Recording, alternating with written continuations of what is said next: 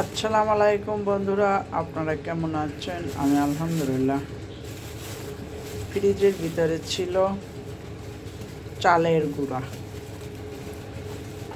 তো একটু পিঠা বানাবো আজকে। পানি দিয়ে দিচ্ছি আমি চুলার ভিতরে। এখানে 1 চামচ লবণ দিয়ে দিলাম। পানিটা ভালোভাবে ফুটুক, তারপরে সিদ্ধ করব চালের গুঁড়া। পানিটা ফুটে গেছে, আমি একটু নাড়াচাড়া করে দিচ্ছি। এখন আমি চালের গুঁড়ো দিয়ে দিব। এই যে পানি ফুটে গেছে।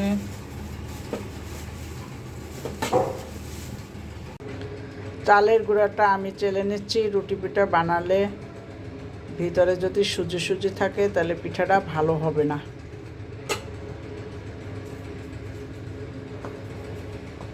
চালের গুঁড়িটা আমার চালা হয়ে গেছে। সুজি থাকলে রুটিগুলো ফেটে যাবে, তার জন্য আমি চেলে নিলাম। আর আমি চুষি পিঠা বানাবো, ইচ্ছা আছে, সময় থাকলে আমি বানিয়ে নেব।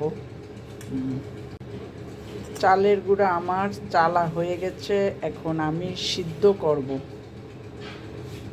বাটিতে করে নিয়ে নিচ্ছি। পানিটা ফুটে গেছে, পানি ফুটে গেছে, দিয়ে দিলাম আমি। একটু নাড়া দিয়ে দিচ্ছি।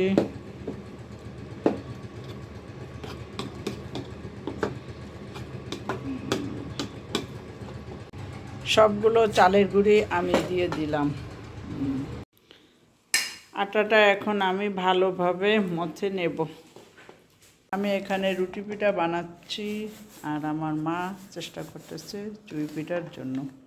সে চুই কাটতেছে। চুষি পিঠাগুলো কেটে নিলাম। এখন রান্নায় যাব। কেমন হয়েছে বন্ধুরা দেখেন। এই কটা বাকি আছে, এই কটা কেটেই আমি রান্নায় যাব। চুষি পিঠা রান্না করতে চলে আসলাম। নারকেল দিলাম একটু স্বাদ লাগার জন্য। এখানে 1 লিটার দুধ পুরোটাই আমি দিয়ে দিলাম। এই যে গুড়টা দিয়ে দিচ্ছি।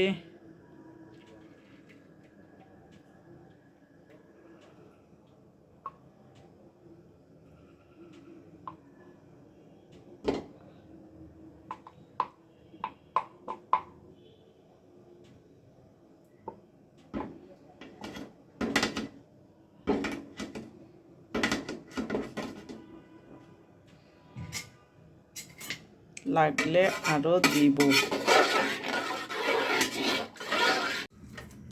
তেজপাতা দিলাম, 2টা এলাচ দিলাম, আর দারচিনি দিয়ে দিলাম। গরম মশলাটা হালকা দিলাম। আর আমি একটু পানি মিক্সড করছি, তা না হলে দুধ কমে যাবে, সিদ্ধ হবে না। আর পটের যত গুড়, সেই পটের সব গুড় দিয়ে দিলাম।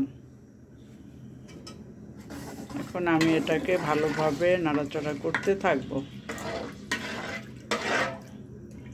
একটু লবণ দিতে হবে, লবণ দিয়ে দিলাম স্বাদটা লাগার জন্য। এখন আমি ঢেকে দিব।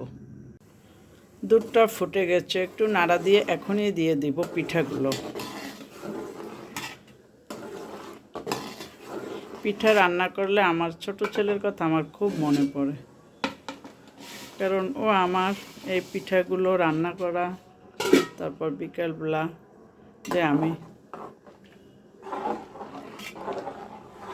সবজি রোল বানাই, যা কিছু বানাই না কেন, পিঠা পায়েস যাই করি না কেন, ও বাসার ভিতরে খায়। তো এখন ও বরিশালে আছে। ফোন দিয়েছিলাম, কথা বলতে পারি না, হয়তো বাহিরে আছে। বড় ছেলেও ঢাকায়, আমি খুলনায়। আমরা 4 জন 4 জায়গায়। আমার হাজব্যান্ড গ্রামের বাড়িতে। গুড়ের কালারটা কিন্তু মাশাআল্লাহ খুব সুন্দর। এই পিঠাটা খেতে খুবই মজা, কিন্তু বানাতে, সব পিঠাই খেতে মজা, বানাতে যত কষ্ট।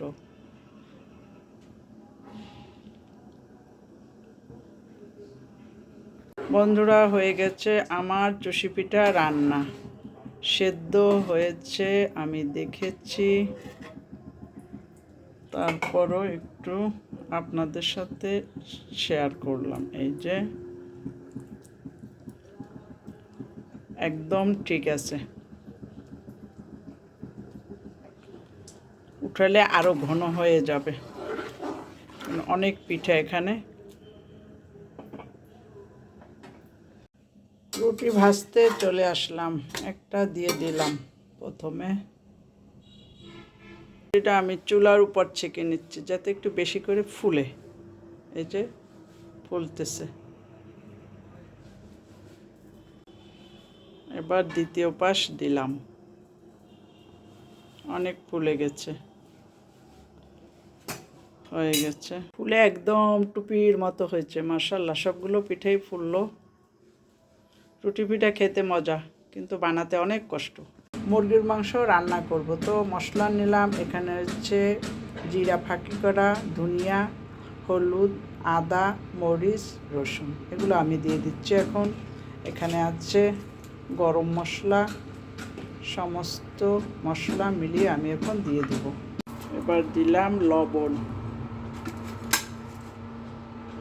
এবার আমি কাঠিটা দিয়ে নাড়াচাড়া করে দিচ্ছি মশলাটা ঠিকমতো মিললো কিনা।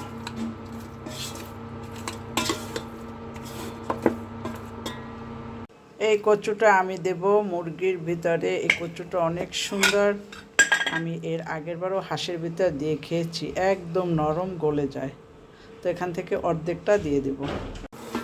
মুরগিটা কষতেছে, এত সময় কষছে।